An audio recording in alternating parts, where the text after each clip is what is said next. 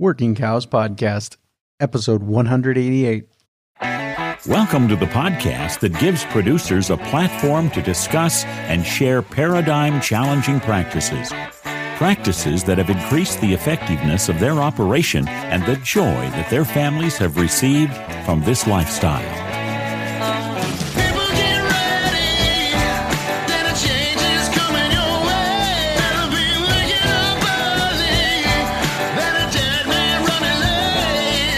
Howdy, everybody. This is Clay Conry, host of the Working Cows Podcast, here with another episode for you guys, powered by the Global Ag Network. Really excited to be joined today by a legend in holistic management, especially in Canada.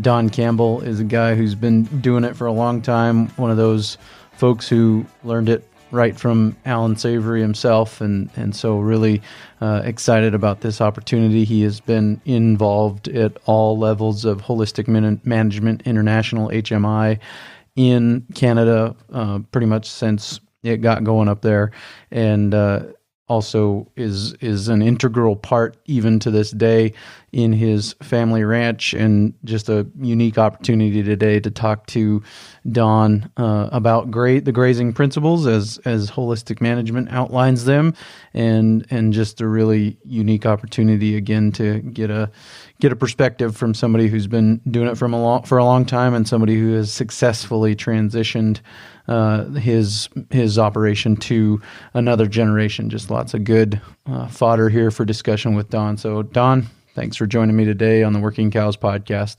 Well, you're welcome. Glad to be here. I was privileged to meet you at the Holistic Management Canada conference at the very beginning of 2020, so just over a year ago. I got to meet you and talk with you a little bit out in the trade show area, and just really enjoyed the opportunity to hear you speak that weekend, or that week. Yeah, that weekend, I guess it was. So I guess I'd like to hear a little bit about how you got into holistic management, and what kind of difference it's made on your ranch and in your operation.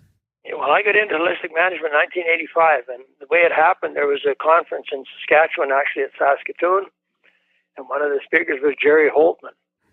And Jerry was, in his preamble to his talk, or his write-up, he said, you can double your grass by how you manage your grazings. And I was a young rancher. I was about 40 years old, and I thought, boy, double the grass, that's for me. I'm going to go. So I went and I heard Jerry speak, and he talked about planned grazing and holistic management. I talked to him after the conference, and made a big impact on me, and that was, basically where it started. And it's 85, what's that, about 35 years ago. Yeah. So it's gone on a long time, and it's been exceptionally good. Yeah. And so what were some of the first things that changed on your ranch? Well, basically, Jerry talked about the grazing because that's what he was interested in, and that's what the conference was about. But he also talked about the bigger picture of holistic management. And holistic management is how to make better decisions. And because I was interested in the grass, that's what I did. I came home and I started fencing and moving my cattle. And as soon as I did that, right away I could see the results.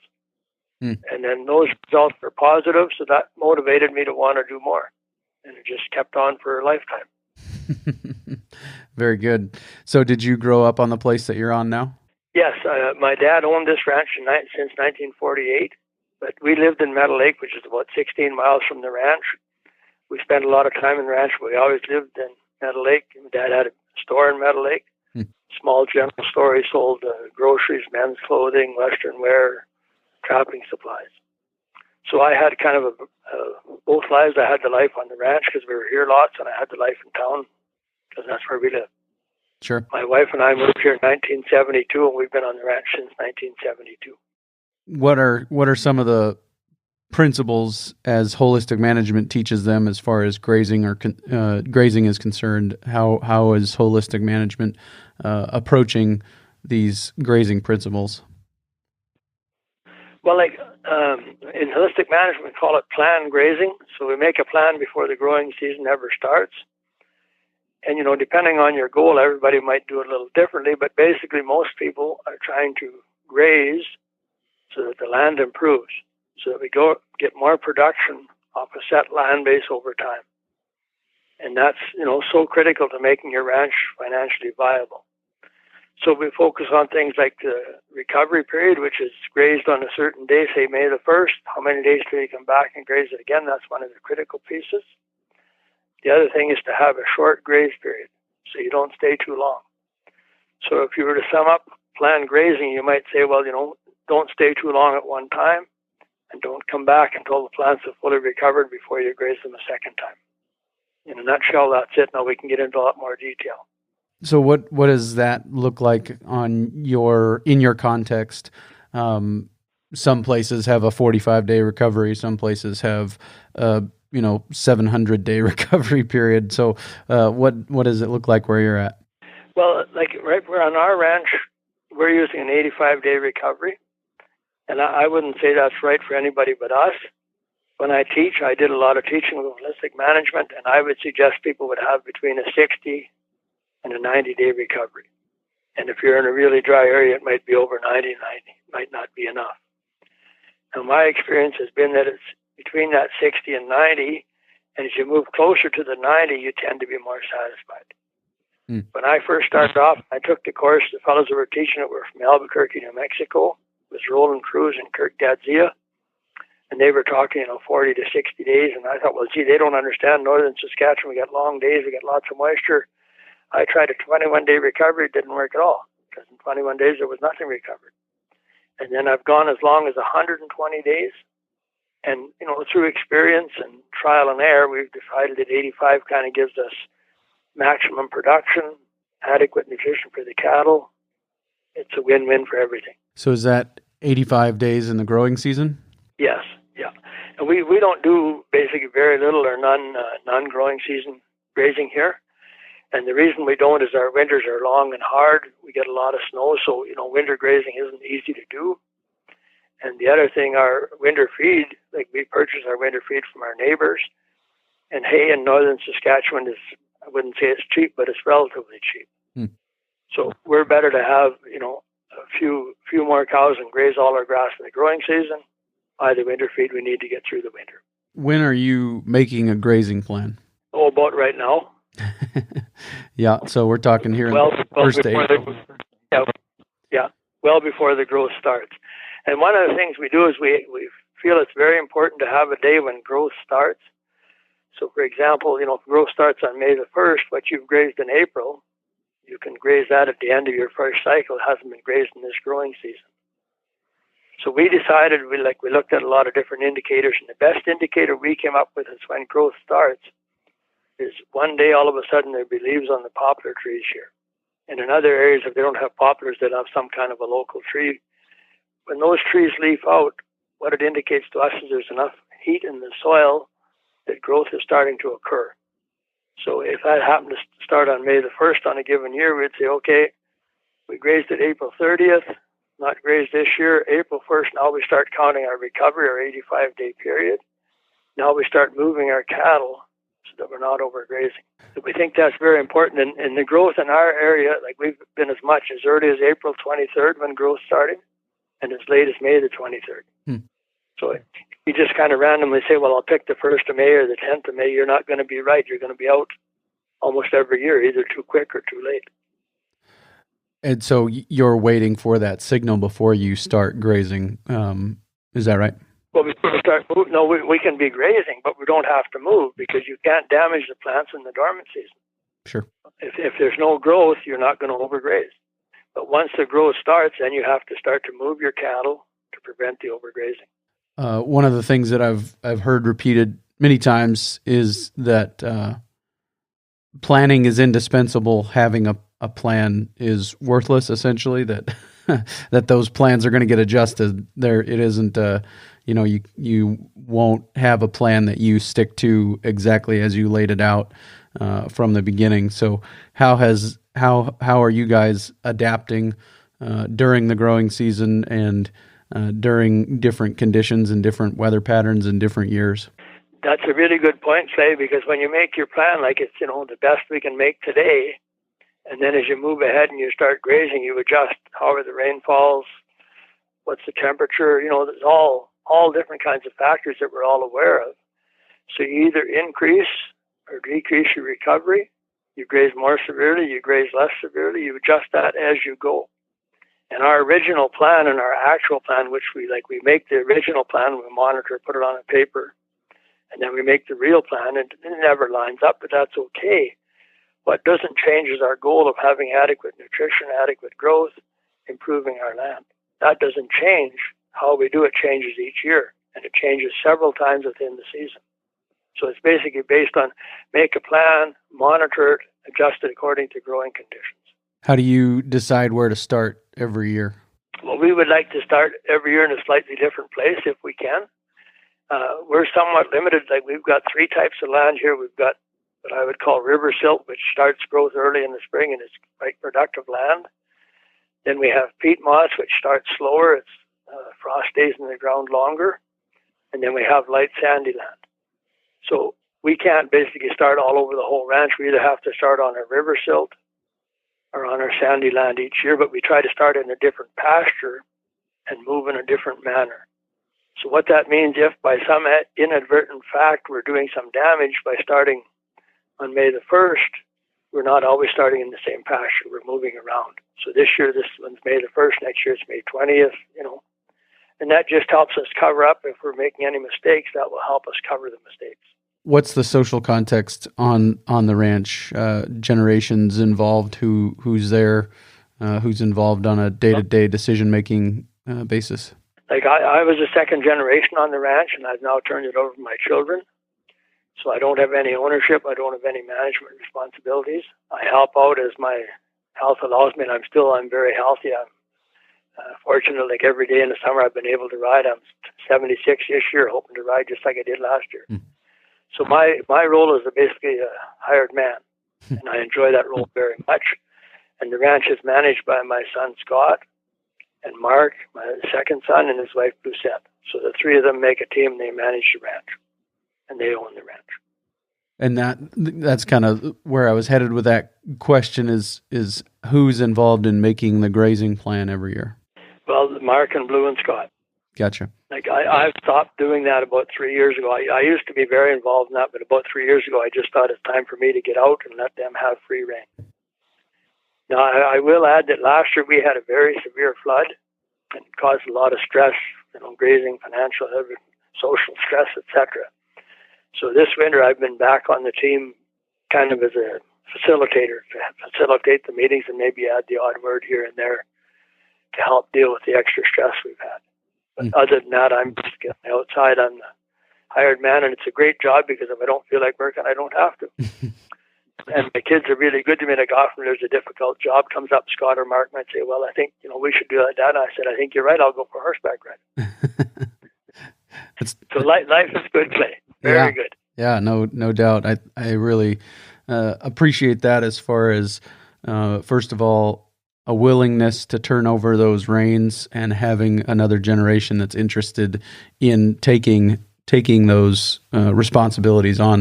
That's a really good, to me, that's a really good indication of a healthy working ranch is the willingness to turn it over and the people that are willing to step into that role.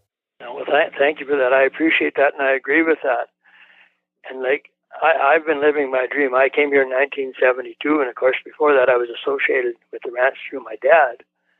But from 1972 and up till about 3 years ago, I was just living my dream. I wanted to ranch. I had a wonderful time, wonderful place to raise my family. But I realized I had to get out of the way and let the next generation develop their skills and their talents and their knowledge. And I'm proud to say and share, if anybody happens to listen to this broadcast, I know the ranch is in better hands today being managed by my 2 sons and my daughter-in-law than it was when I managed it. And I feel really good about that. I don't feel bad about that. I feel wonderful about that. You mentioned early on that in 1985, the idea that intrigued you about holistic management was the idea to double the grass production on the ranch. Has that been a reality? Yes, more than that. Probably triple. And if you want to make money, and most people that are in ranching want to make money. Some are hobby, but most want to make money. And I would suggest that if you want to make money, the easiest way to make money and the quickest and the most sustainable is to increase your production on a set land base. And you don't increase it by purchasing inputs, you increase it by applying management. So in our case, we've got about a 4,200 acre ranch. If we've doubled our production, that's like somebody giving us a 4,200 acre ranch free. You can imagine what that does for your bottom line. Yeah, no doubt. And so that's where the money is. Yeah. I think we see in America anyways, I've at least heard it pointed out, and I've seen data to back it up, that, you know, from Texas to North Dakota, they kind of feed the same amount of hay from, you know, in all those places. Now in Texas, some people are feeding hay because it's low quality forage and they've got to, you know, meet the nutrient requirements of the cow. And in North Dakota, they're feeding hay because it's a lot of snow cover and different things that they're dealing with. So you mentioned that for you, it's better to be able to graze as many cows as you can during the growing season and then purchase hay to feed to them. Is that a function of kind of an unfair regional advantage of being able to get hay affordably, or is that what's going on there as far as making that work financially? Well, the biggest thing I would say is that we're focusing on the profit. So when you're talking about feeding hay or not feeding hay, I think that's the wrong question. What the question should be is, how can I increase my profit? And it's kind of universally assumed that if you feed less, you'll make more profit. And that isn't always true, because each ranch is different. Each ranch has advantages and disadvantages. So in our areas I mentioned earlier, like, there's lots of feed available. Feed in northern Saskatchewan, where we live, is sold at a price that it's worth in the south, less the freight. So that makes the price here relatively cheap. We can graze cattle. When we're grazing, we do a terrific job. Like, we double our stock, and when we're haying, we're just like hay like anybody else. So it's better for us to buy. It's more profitable for us to buy our more cows. The extra cows help pay for the hay. Sure. But, you know, one of the things holistic management teaches, like, there's no right or wrong answers. That holistic management would say each rancher has to find his own right answer. And we can give you tools to do that. But we wouldn't come in and say, well, you want to be a holistic manager, you should cut your feeding period down. We would say, you want to be a holistic manager, increase your profit. They're different. Yeah, very good. What are some of the ways that the land has improved? You've mentioned that you've, you know, probably more than doubled your carrying capacity since you've started applying these principles. And you said earlier that you were grazing so that the land improves. And that's, you know, really, I told you before we started recording the call that, you know, preaching has been paying my bills for about 15 years now. And I have a small ranch here about 20 miles from the church that I pastor, and we have animals on that land, not for sentimental reasons, not because we like having, you know, four-legged ruminants around, but because we want to improve the land, and we understand that animals are the best way to go about improving that land. So what's at play in grazing so the land improves in your mind? What are some of the things that are happening that help that land improve because of the way you're managing your grazing? Like, the first thing, if you want the land to improve, you've got to stop the overgrazing. So you do that by, you know, moving your animals, having proper recovery period. Second thing is you've got to grow more grass. You have to grow more grass than you need. So if you harvest all your grass, your progress towards land improvement will be very slow.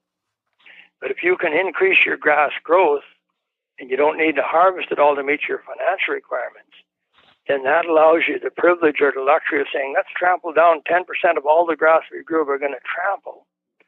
Put that into the biological bank account. What that will begin to do, it'll begin to cover your bare ground. It will begin to start to build a thatch on your land. As soon as you do those two things, you have a more effective water cycle, so you get more use out of the rain you do receive. You have more growth because you're not wasting any solar energy. No solar energy is hitting bare ground, it's hitting a growing plant. You have greater diversity in the soil, and things just improve. So building a thatch and investing in your biological capital. And I want to make the point, like most people, when they have a good year, they say, well, let's get some more cattle. We got more grass than we need. Or else they say, well, let's hay some. We don't want to waste it. And I would suggest that in nature, there is no waste. It's just a cycle. So if you have a good year and you say, man, I don't need that extra grass, I can afford to trample it. When you do, you're investing in your biological bank account by making your soil healthier. That healthier soil will give you compound interest and grow more grass for the next 20, 50, 100 years. That's where the money is. And it's so easy to miss that because we're so focused on production. Has the strategy changed from 1985 until now? And what I mean by that is, were you early on trying to intentionally leave more residual behind to build up that thatch layer? Or how is that? How are you approaching that, or how are you thinking about those things? Well, it hasn't really changed. Like we in our goal, we have a written goal in holistic management, and part of it says we want to leave the land better than we found it. So we're always wanting our land to improve. And even though we've more than doubled, probably close to tripled our grass production, it hasn't leveled out. That we can see in the future it's going to be even better. And when we started to improve our grazing, or do a planned grazing, our grass got taller, and that was quite impressive and quite noticeable. And then into it a few years, all of a sudden the grass wasn't quite as tall. But what happened is the plants got so much more dense. So we have way more plants per square foot. And that's what really shows improved land, and that's what increases your tonnage. So it's just been an ongoing process, and, it just like I used to say 25, 30 years ago, I used to say, well, things are good, they'll probably get better, we can deal with that. Well, after 30 years, I can say the same thing. Yeah. It's good, but it's going to get better. Wow. That's not that hard to deal with. Yeah, no doubt. You mentioned earlier, not being able to damage the grass in the dormant season.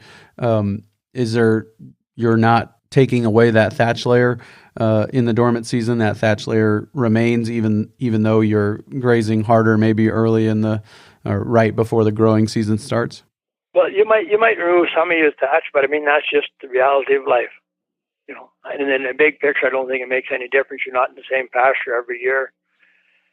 Each spring starts at a different time. So you're right when you say that, Clay, but I don't think it's a significant factor. How about the social impact of grazing? And when I think about this, I was thinking through these things the other day, and people will oftentimes say, "Oh, I don't have time to move my cows every day." And I was thinking, well, okay, how about you tell me about your typical routine to move cows? And, they start out by telling you about all the people they've got to call to come help, and going out to catch the horses and saddle the horses. And, maybe by the time they've got the horses loaded in the trailer, I've already gone out and let down the hot wire and moved the cows. And I'm back to whatever other task I had to do for the day. And so there's still a whole day's worth of work involved in gathering cows and trailing cows and feeding the crew and all those things. So can you tell me about the social benefits of grazing the way that you do as well? Yeah, certainly. Like it doesn't take very long to move your cattle if you have a plan to move them. See, and one of the things that we do on our ranch, like we strictly run a grazing operation because we buy all our feed. So when we're grazing, that's the only job we have to do. So we've arranged our workload that grazing is the top priority. Now, if we were trying to do 100 other things, like run home and seed some oats and run home and do some haying, et cetera, then all of a sudden the time towards grazing gets very hard and you're always pushed. When we go down to move our cattle, if it takes an hour, that's great. If it takes 2 hours, that's fine. And if we want to have a little sleep in the middle of the day and watch the geese fly over, it takes 6 hours. Who cares? Because that's what our work is. When you're doing a planned grazing, you're working in tune with nature. And nature is slow. People are fast. Like you always want to be ramming and tearing, Holistic managers, just slow down and enjoy it. What could be more enjoyable? We're going to start grazing here pretty soon. I'll be riding down the dike with my sons. We're enjoying nature. We're appreciating things. We're grateful for what we have. We've got the time to do it because we've made the time available. And we made the time available because it's important. There's nothing else that you can do that will improve your bottom line like improving your land. You can't buy a machine, you can't buy grass, you can't buy anything. Management is the key. One of the things that we're thinking about this summer is we, similar to you, graze, try to hit every acre basically every year, try to start in a different place every year. And this year has been a dry year. We finished off last fall dry, been a dry start to the spring, been dry all winter, which snow, doesn't, when the ground's frozen, the moisture doesn't go in necessarily as well anyways, but it's been a dry year. And so, but we're still planning to take in some cattle, maybe not as many as we did last year on a custom grazing kind of a deal. But we've also planned in the middle of that grazing season, like right in the middle of that grazing season, we've also planned to take a couple of days and take our kids to an event that they really want to go to. And so, my wife and I were kind of working through how do we do this with the grazing business as well. And I said, well, we will, give them more grass than they need for those 2 or 3 days that we're going to be gone. And we'll have somebody come over and check their water. And if the water system fails, we will tell them to take down the hot wire and they can walk back to the barn and water out of the tank, and we'll fix it when we get back. But, I think those are some of the other social benefits, if you've got any similar things to share in that way. But some of the other social benefits of grazing this way are just the freedom of not having to be there, even though it's a daily or every other day or every 4 days type of a moving system. You can still take time and get away if you need to. Well, I think you explained it very well, Clay. And like what I would say is that you might ask yourself, are you managing the business or is the business managing you? And the way you just described, you want to take a family on holidays, so we incorporate that in our grazing plan. Maybe we're going to be gone for a week. Well, okay, we're going to give the cattle a week. Tell me, that's overgrazing. Sure it is. But in the big picture, it doesn't matter. You just overgraze the whole ranch. What if you overgraze one little portion for 1 week? Nobody cares. So you make the ranch work for you. You're not working for the ranch. And it makes all the difference in the world. Like, we get to everything we want to get to because we know it's important. We don't get to everything, but we get to things that are important to us. And I would say we have an excellent quality of life. Like we've gone, through BSE and floods and different things. And I often encourage our sons, especially when they were a little younger and times were tough on the ranches, you don't have to be a rancher because you're third generation. Be a rancher if you like it. And I would say that our families here all believe we have an excellent quality of life. Standard of living is good enough. We could make more money somewhere else, but money's not the be-all and the end-all. Live a good life, to enjoy your work, to be at peace with your family. That's what's important. In the Ranching for Profit School, Dallas Mount shows a lot of videos from alumni, and one of them is Derek Schwannebeck, and he makes a statement. He says, since we started grazing this way, I haven't missed a family event, and then he kind of sneaks it in at the end, that I wanted to be at. Well put. And if you don't want to be there, you can find an excuse. And that's okay too. Nope, got to move the cows. Sorry, can't make it. So when BSE hit, were your sons in their 20s or 30s, somewhere around there? I suppose. Yeah, they were back at the ranch. Yeah. Like we started out here. Like son Scott came home in 1997, and we did something kind of different with him. We hired him to be the manager of the ranch, so he was in charge of everything and had total decision-making process. And he was supposed to get advice from me when I thought he needed it.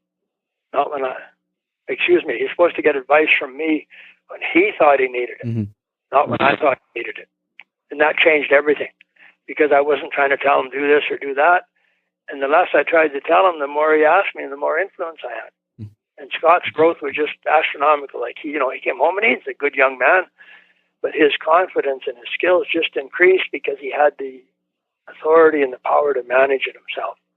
And I was there as an advisor when he wanted advice. That went really well.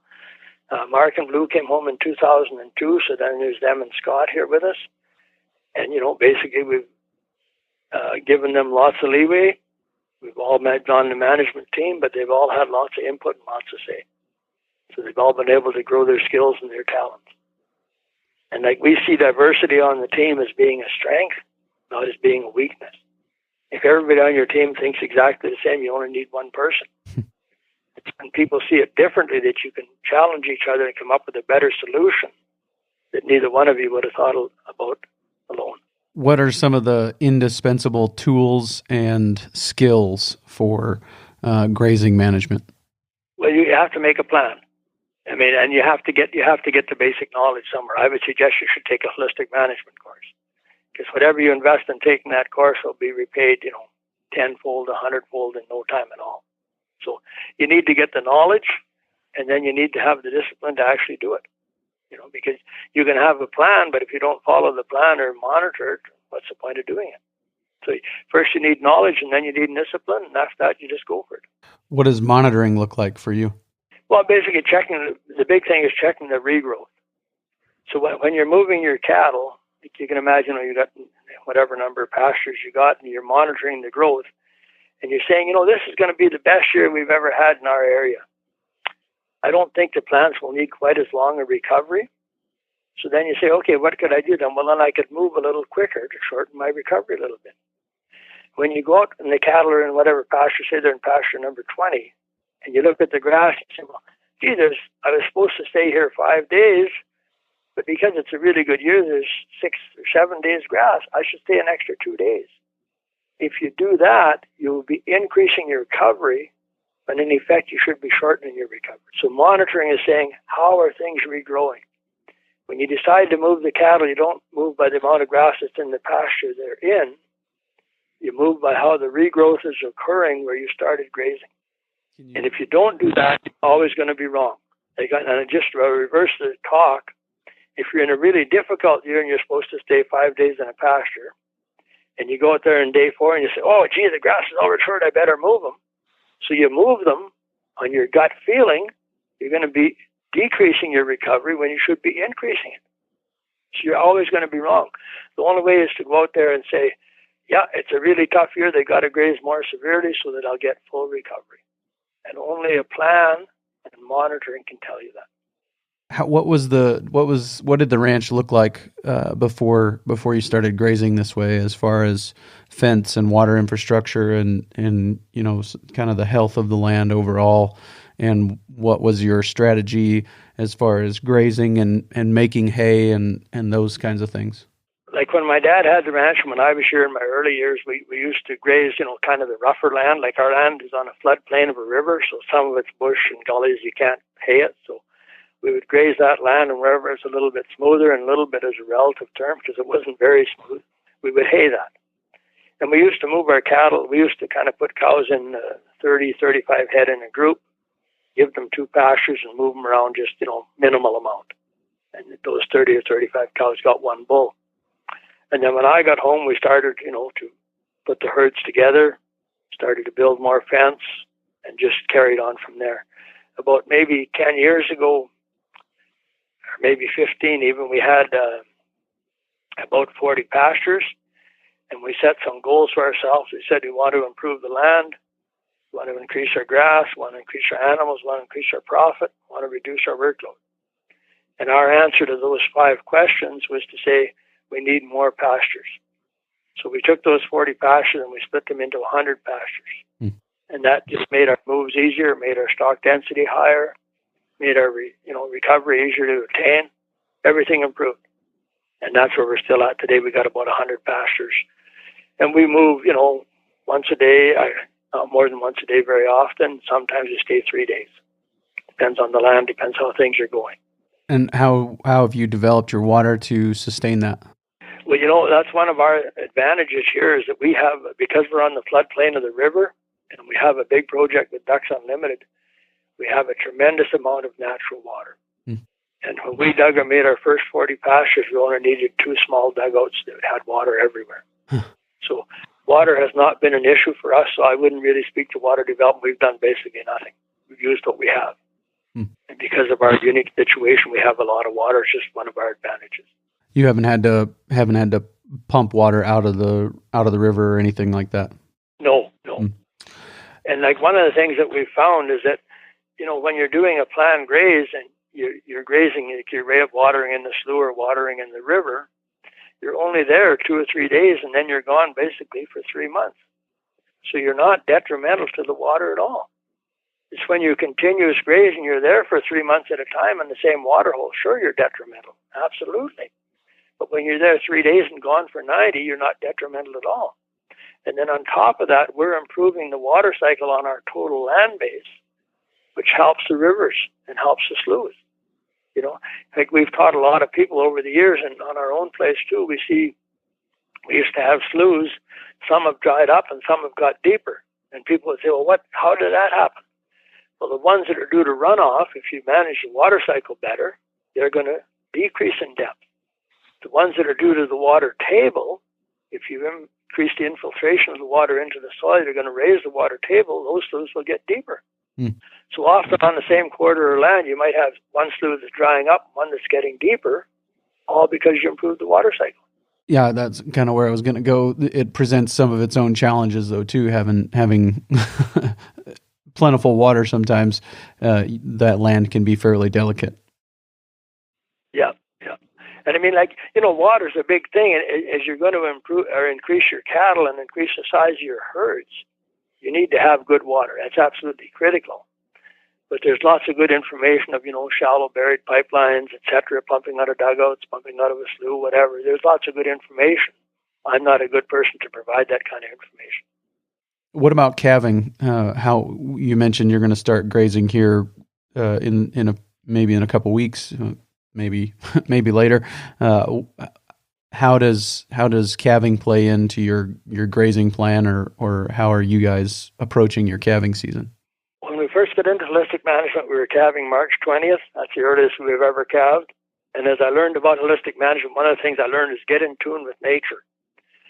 And if you look around almost anywhere in North America, the wildlife, the deer, the elk, antelope, whatever you're looking at, will have their young in late May and June.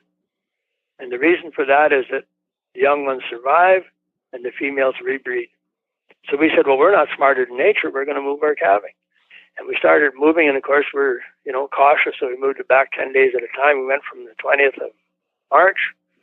Now we start on the 10th of May. And every time we moved later, the results got better. So we start calving on the 10th of May, trying to duplicate what nature would do. And when we calve, we'll calve in any one of our pastures. And some of them have got lots of bush, so we ride through once a day. We only check once a day. And, we miss the odd cow. There's no doubt about that. But we're building a herd that is self-reliant. It's the cow's job to have the calf. It's not my job. And it's her job to know the calf. It's not my job to run down and put an ear tag in its ear so I know it belongs to this cow or that cow. That's the cow's job. So our calving is really quite simple. We just ride out there and we ride through the herd. If we see a problem, we address it. If we don't, we have lunch and then we ride home. Life is good. Yeah. What about the rotation during calving? Are you moving regularly during calving? Not as often. We might stay a week during the calving period, and not just so we don't have to move so often. But we have also gone to 5-day moves, and sometimes even less. And the cows get to know the moves, so they go back and they get their calves and they bring their calves with them. It isn't like it's something new to them. So I would say as a general principle, we've tended to stay a little longer during calving time, and that may not really be necessary, but we're comfortable with it. What are some pieces of advice related to grazing that you would give people looking to get started out? How would you think about starting out if you were looking to get started today? Would you want to own the land and the cattle, or any pieces of advice related to getting started today? Well, I think, again, everybody's unique, and that's one of the real strengths of holistic management. It recognizes uniqueness. So we don't give formulas and say, here's how you should do it. We say, you're unique, you figure it out. So I would suggest, if you're talking about the grazing, get some education so that you know how to do it, and then make it fit with your finances. There's nothing wrong with grazing somebody else's cattle. There's nothing good about it. It depends on the situation. So make it flexible to your situation. one little formula I'd like to give you, and I was just looking for a chance, maybe this is it. As you often hear, people will say, well, you need 8 pastures to do a good job of grazing, or you need 12 or whatever. And if somebody asked me that question, I would say, I don't know how many pastures you need. And they might be shocked. They'd say, well, we thought you knew something. I say, I do. What recovery period would you like to have? Oh, well, I'm going to have a recovery period of 75 days. Okay, thank you. How often are you going to move your cattle? What's your graze period? Well, I think I'm going to move every 3 days. Okay, now I can give you a formula. Take your recovery period of 75 days, divide it by the graze period of 3, which gives you 25, and you add 1 onto that because the cattle are in a different pasture by themselves. You need 26 pastures if you want to graze in that manner. But nobody can tell you how many pastures you need because you're the expert on your place. And just very quickly, if we took that same formula and somebody else said, well, I want to have a 90-day recovery, and I'm going to move every 3 days, they're going to need 31 pastures. Both those answers are right. And you shouldn't look outside of your business to get those types of answers. You should get them from your own knowledge, your own skills, your own goals. And part of the way to develop that knowledge is kind of back to what we were talking about earlier with the monitoring of where you started and seeing how that recovery is going, where you started, and saying, okay, is 31 pastures enough? Is a 90-day recovery period enough? Is it too much? Is 75 more optimal, or making adjustments after you've gotten started, going back and monitoring where you started and seeing how the recovery is going? Yep. I mean, you got to get the basic knowledge, and I think if you take a course somewhere, they'll probably tell you something like 60 to 90, which is quite a bit of leeway. And then within that 60 to 90, you have to figure out what works for me, what do I want, what are my goals. And like how often you should move your cattle is mostly a function of your labor availability. If you don't have much time, you shouldn't move them as often, as long as you don't overgraze. If you got more time, why not move them a little more often? It's up to you. Like for most of these things, and that's, I guess I've said it often, but I want to say it again, that's the key of holistic management. It says, you're the expert on your place. We can give you principles. You apply them differently in your neighbor, but you're both correct.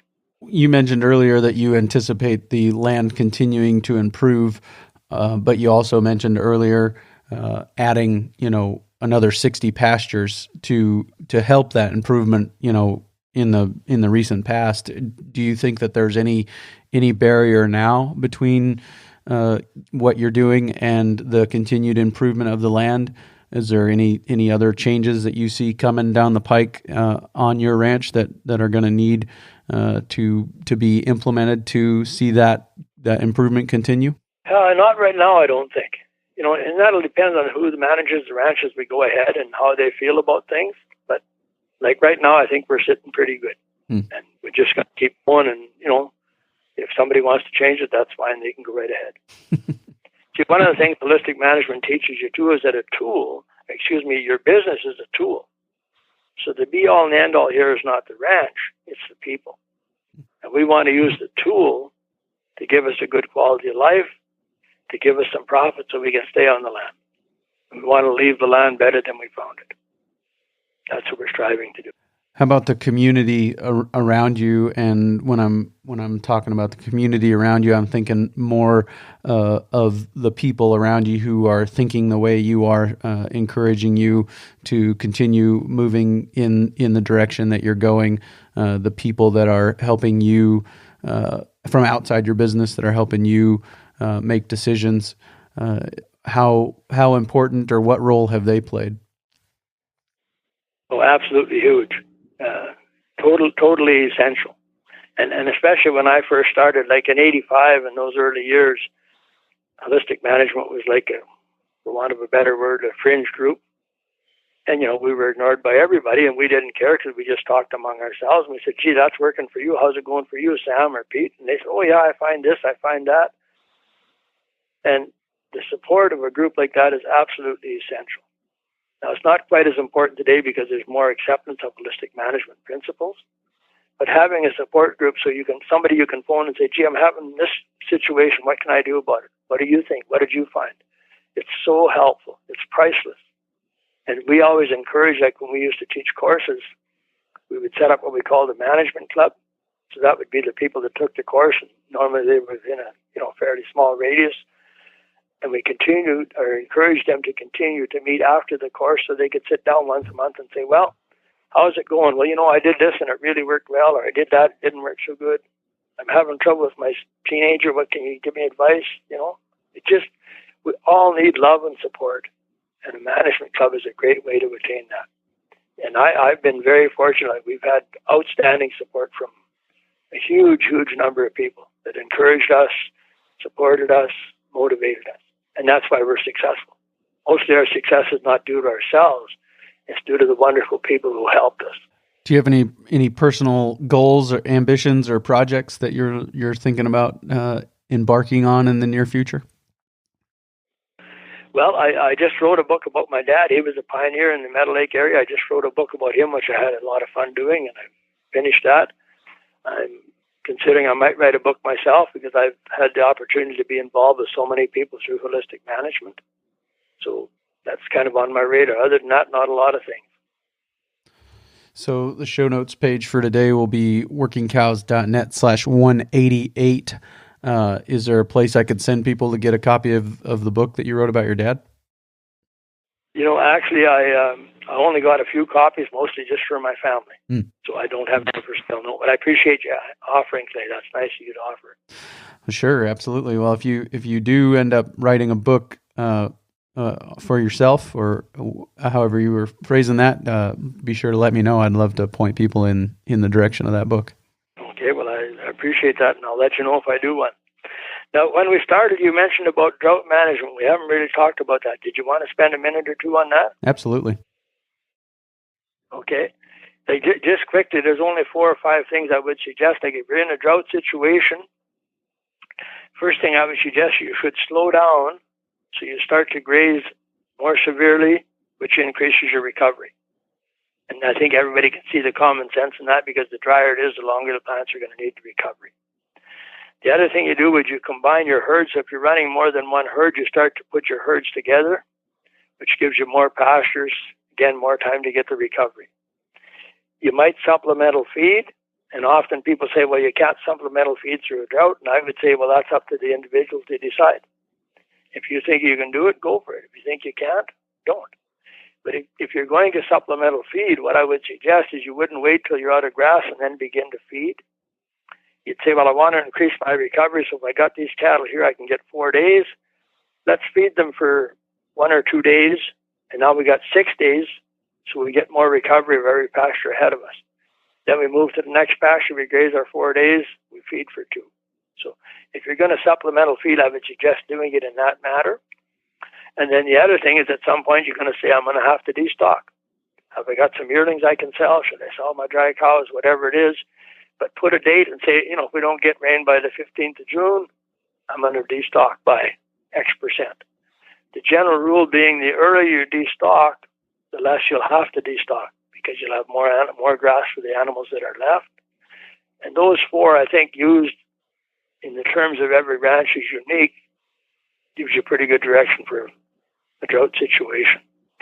One of the things I would always suggest, and that's whether you're starting or in a drought, you always want to have more grass than you have cattle. And Bud Williams, you've probably all heard of him, he's a low-stress handler, livestock handler, and he used to say the cattle business is made up of 3 things. There's money, grass, and there's cattle. You can have too many cattle, can't have too much grass or too much money. And that's an important little tid point to keep in mind. So yeah, I'm staring down the barrel of a drought here.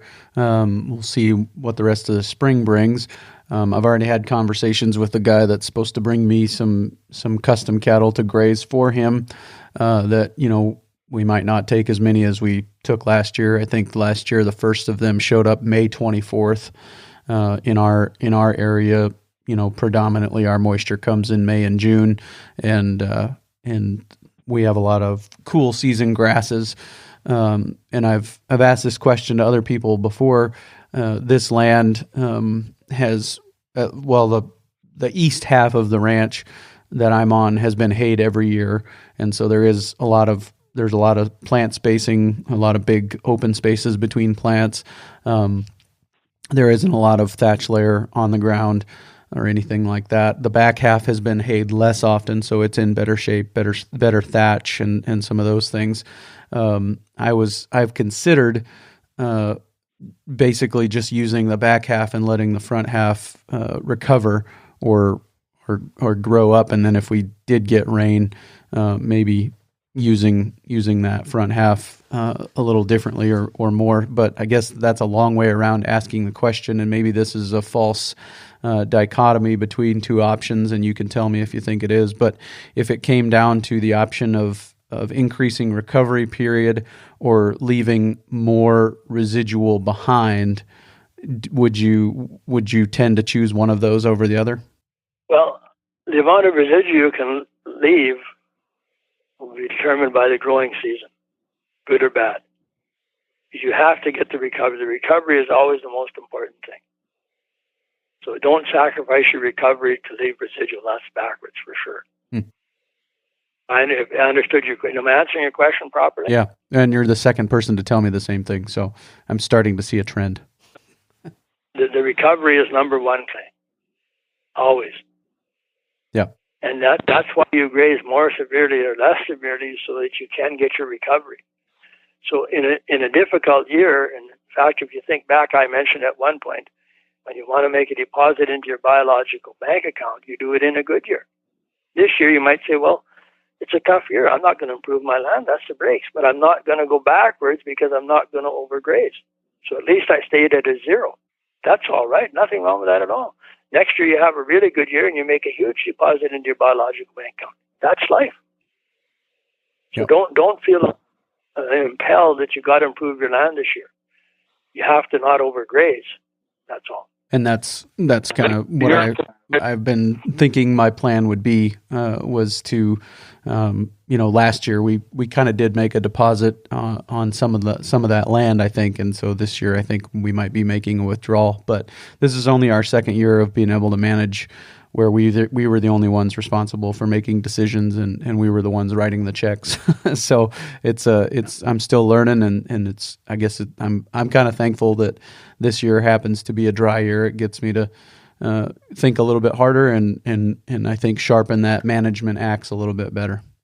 And don't be too hard on yourself and look at the principles. That's what you got to go by, is the big principles. And yes, it's nice to improve your land every year. Is it realistically? Maybe not. That's all right.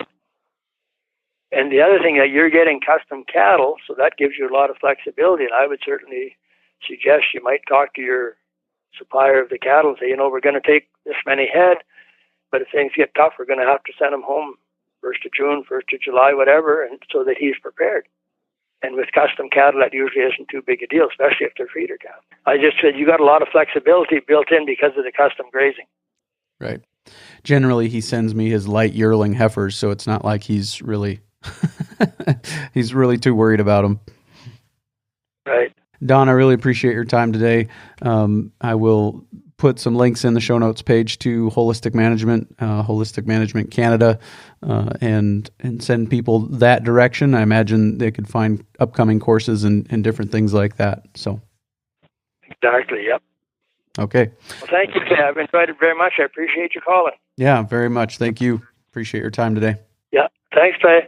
Very good stuff there. Really appreciate Don coming on the show. Looking forward to next week. We got Zach Smith coming back, talking more stock cropper things, and really going to get into some of the nuts and bolts and the economics and the finance of the stock cropper and how it's working out, and kind of the difference that he's seeing it make, even just from a what was harvested perspective. What did the acres that had the stock cropper produce from a economic value perspective versus what did the acres that did not have, I should say the stock cropping.